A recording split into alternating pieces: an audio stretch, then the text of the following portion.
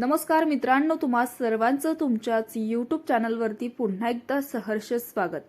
मित्रांनो, तुम्ही जर चॅनलवरती नवीन असाल तर चॅनलला नक्कीच सबस्क्राइब करा।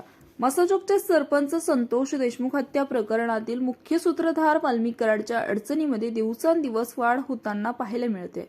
आता हे प्रकरण चार्जशीट झाले असून संतोष देशमुख यांच्या हत्या प्रकरणातील डिजिटल पुराव्याची प्रत न्यायालयामध्ये सादर करण्यात आली असून संशयितांच्या स्थलांतरावर कोर्टात युक्तिवाद झाला।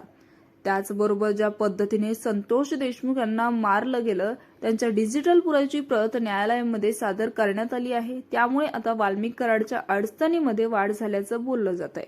विशेषतः संतोष देशमुख यांच्या हत्या प्रकरणी वाल्मिक कराडचा अवधा पवन चक्कीला गेलेले फोन, त्याचबरोबर व्हिडिओ, ऑडिओ क्लिप या संपूर्ण पुराव्याची यादी आता न्यायालयामध्ये सादर करण्यात आली आहे।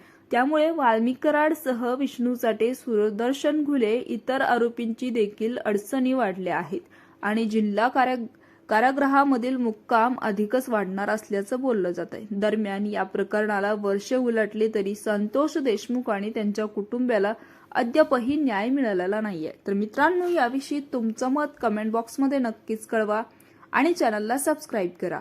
तूर्तास धन्यवाद। जय महाराष्ट्र।